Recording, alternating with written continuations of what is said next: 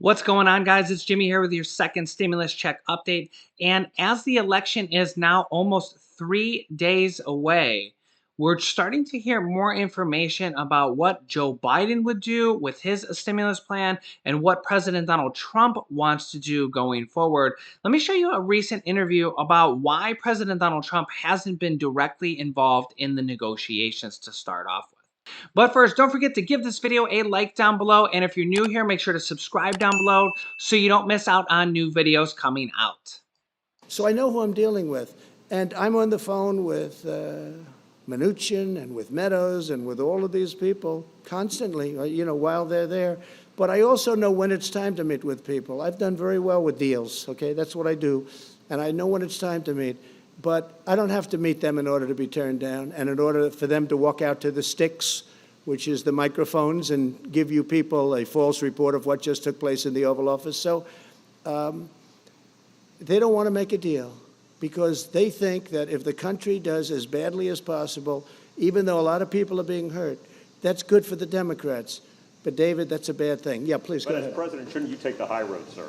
I am taking the high road. I'm taking the high road by not seeing them. That's the high road.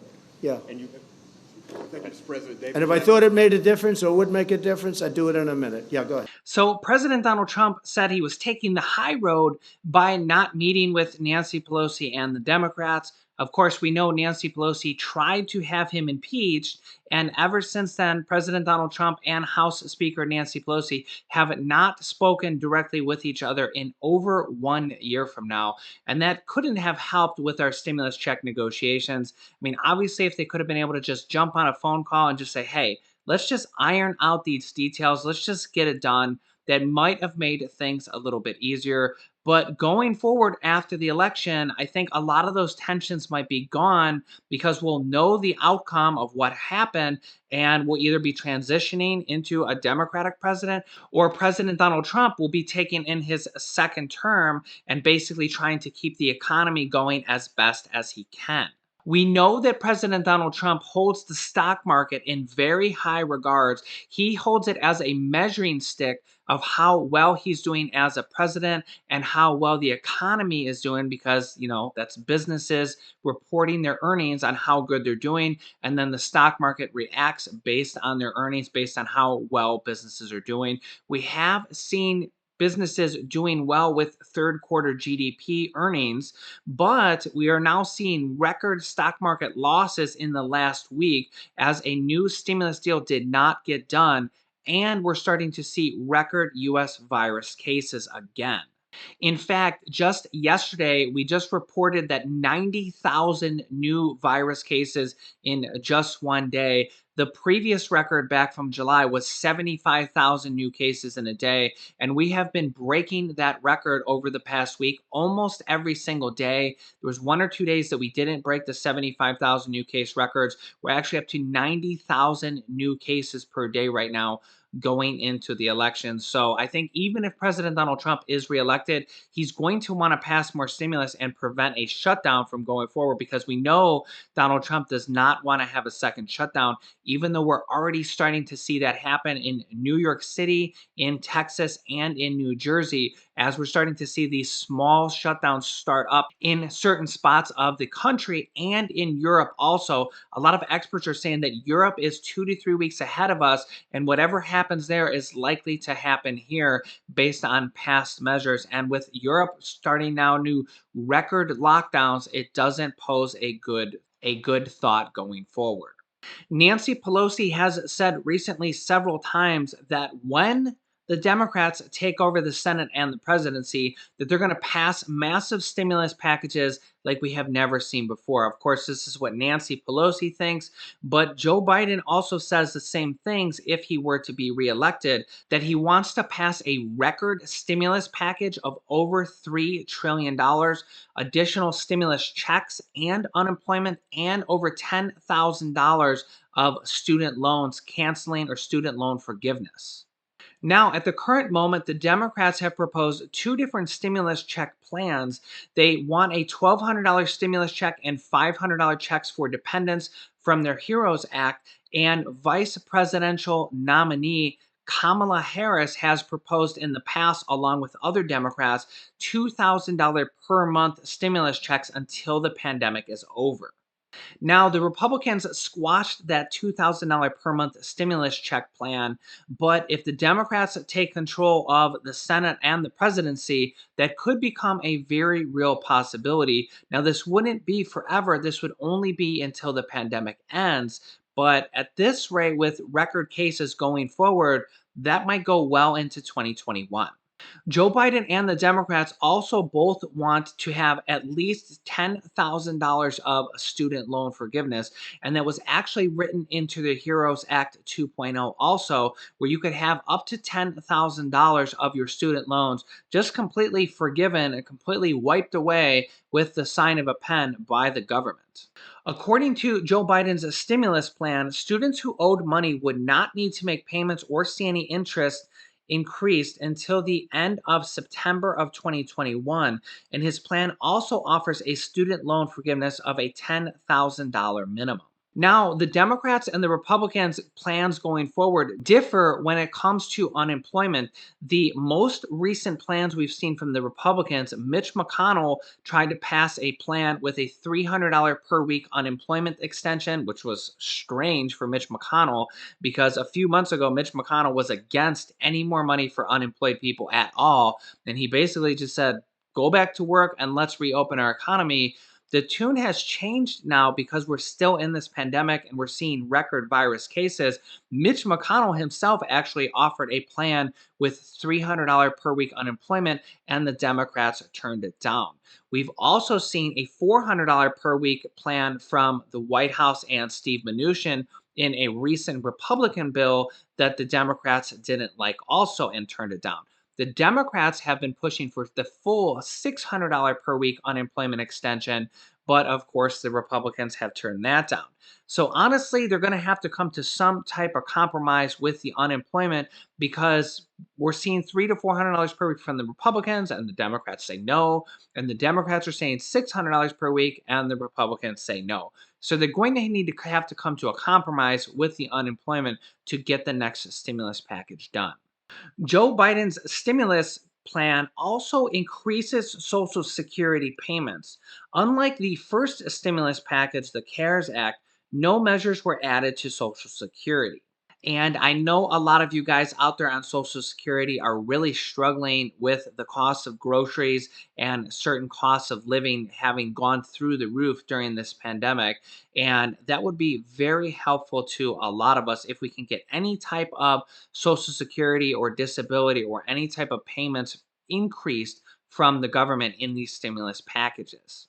Joe Biden's stimulus plan calls for an additional $200 to be added to the monthly payments of Social Security recipients. I know that many Social Security recipients would be very thankful for that extra money from the government, in addition to stimulus checks and unemployment if we can get those passed. President Donald Trump also says he wants a big, beautiful, massive stimulus package to be passed after the election. Of course, that's if he's reelected. At this point, President Donald Trump is behind in the polls by only 6%, which is a dramatic turn of events from where just a few weeks ago he was behind in the polls by 14 points or 14%. He's come all the way down from being behind by 14% all the way down to 6%. And at the way that graph is going, we actually could see a near tie going into the election in only 3 days. Now, a lot of people, including myself, think that Nancy Pelosi will be more likely to negotiate after the election. Nancy Pelosi has been accused by a lot of people to stalling the stimulus check and the stimulus package negotiations because she didn't want President Donald Trump to basically send out a stimulus check with his name on it before the election, especially right before the election. And that Nancy Pelosi's been accused of stalling the stimulus package on purpose. Well, now with the election only 3 days away, she might be willing to negotiate now after the election passes because, she says she actually wants to help the people. And with the election behind us in 3 days, then she'll probably be willing to actually make a deal because honestly, she could have in the past week or two just said, okay, I take the deal, let's do it.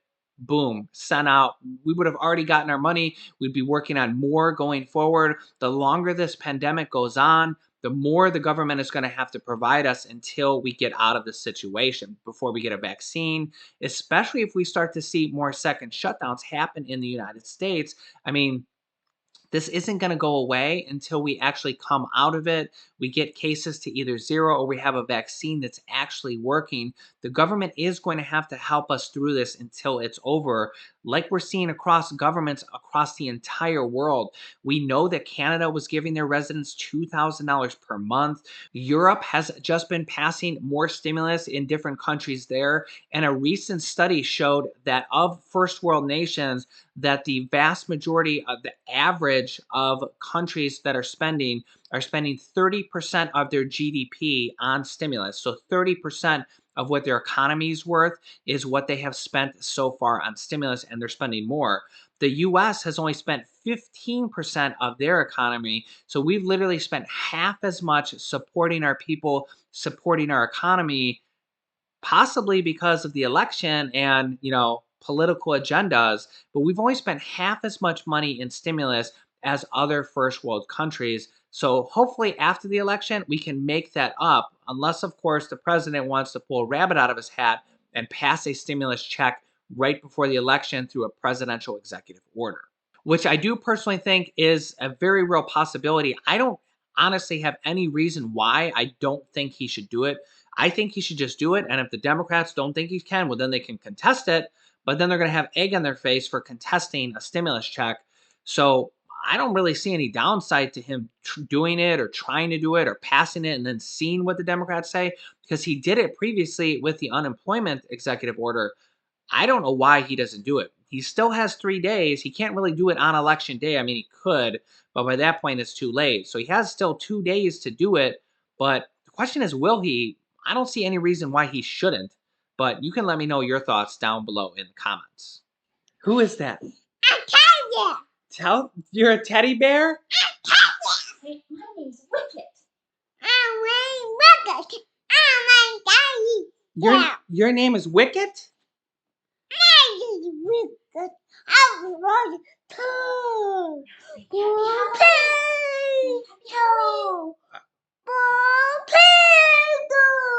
Potato.